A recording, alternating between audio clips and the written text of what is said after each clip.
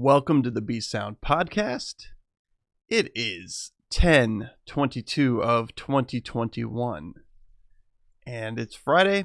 We're here again, ready to do what we do here at the podcast. Now, I know I say this every week, but this really is going to be a short one.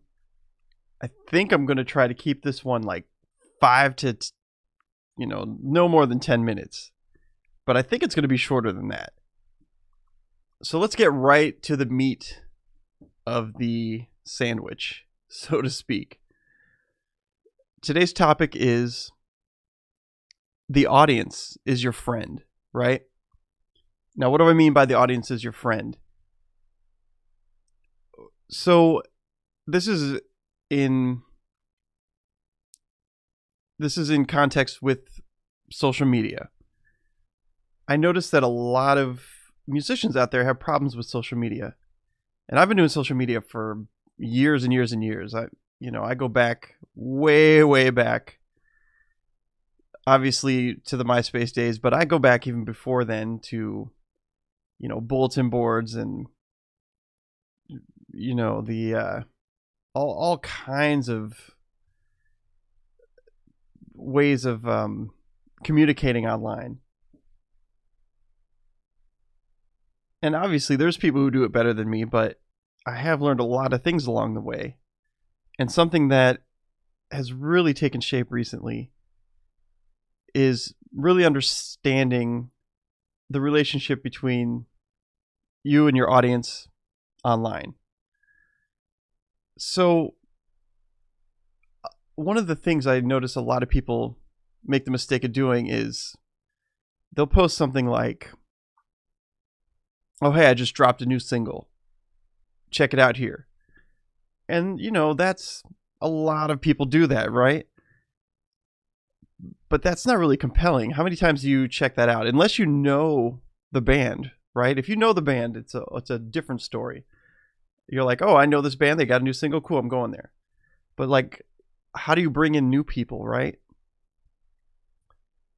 Well, and people that you've already brought in, but that maybe aren't as excited as your ravenous fans. Well, I think that the best way to do it is to think of the audience as your friend. And I don't just mean oh, everyone in the audience is my friend. No, I'm saying get specific about it. Think of that perfect friend that you have who loves all of your music. And when you write to your audience, pretend that you're writing to that friend. A lot of times what I've been doing lately is thinking of a friend of mine who might really enjoy the song I'm about to share and just telling them exactly why I think they'll like it. So I'll be like, "Hey, I wrote this because of such and such a reason, and it's about, whatever it's about. It's about the trees in my backyard and the way that they sway and how I like to sway along with them, whatever it is." And, and you'll share some things with that friend that you might not share with everybody because they're your friend, right? But that's what's going to make people, draw them in, because you're being vulnerable, you're being yourself. And you're showing why you're so enthusiastic about the song. So it's not just "Hey, hot single, drop it. Come check it out." Everybody's got the hot single that they're dropping to come check out. So really frame it in a way that you uniquely can. And like I said, the best way to do that is address a friend. I'll start off being "Dear Bob," just to start off, and then I'll write the post about what the song's about and why I think they should listen to it. And then you just erase the "Dear Bob," right? And it works pretty well. You might have to make a change here or there, but maybe not. Sometimes to just flat out say, "This is about Jennifer and the way that she did this and blah blah blah." That's fine. People might even be more intrigued, "Oh, Jennifer," and it becomes part of the story. And that's what people really find interesting, is the story.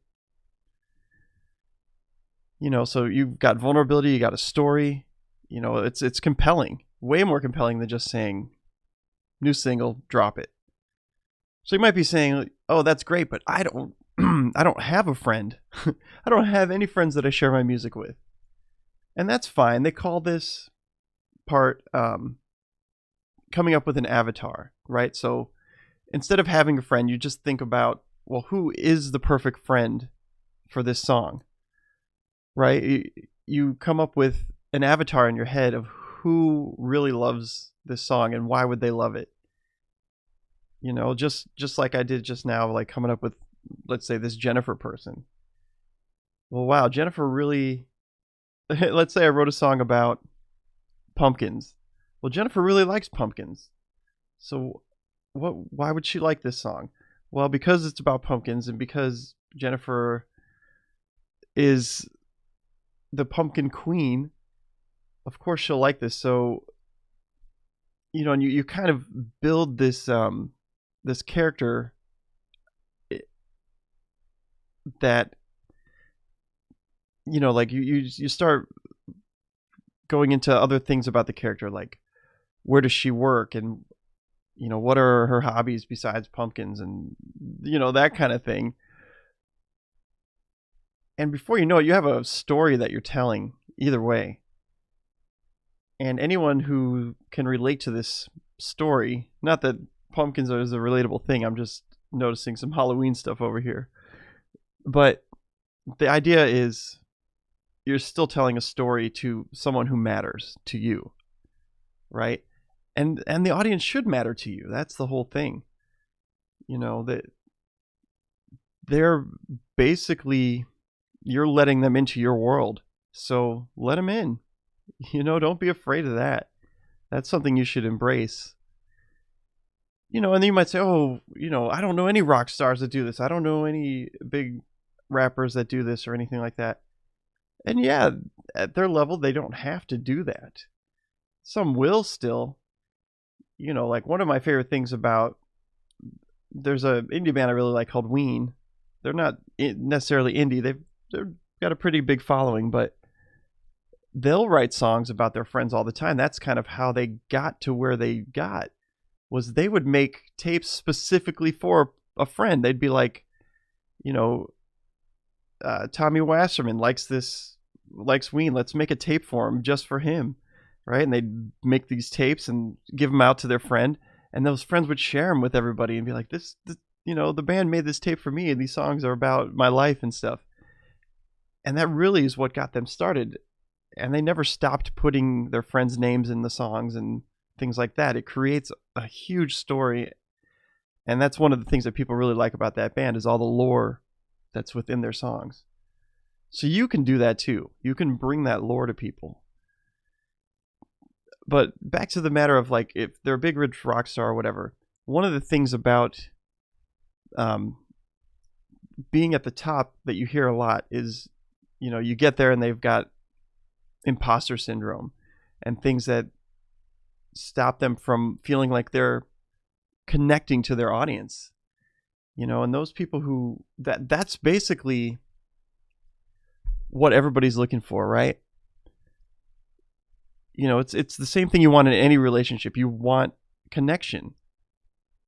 And so again, if you're feeling dissatisfied with your audience, it's because you're not getting the connection you're looking for.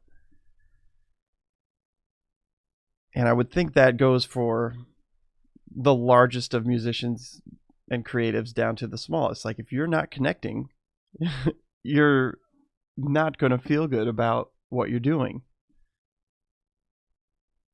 And so what better opportunity to connect online than to make these people your friend? Do it in real life too. Always be genuine and real in real life, online, everywhere you can. And you're going to start making impact on not only other people, but yourself. It's going to help you out in many ways and help others out. And what more could you ask for, really? So we're going to wrap it up there. Thanks for being here to the B Sound Podcast. If you like this if this was helpful, if this was funny, if this gave you any kind of any feeling whatsoever, please like the video. If you hated it, if it just fucking sucked, dislike it, that's fine. Let me know in the comments below what you think. If you have any other suggestions, go ahead and fill them out there. And of course, your questions. I'm always looking for feedback and to answer any questions you might have. Maybe on a future podcast, it would be great to answer a bunch of questions from you. So with that being said, share this video and be sound. Later.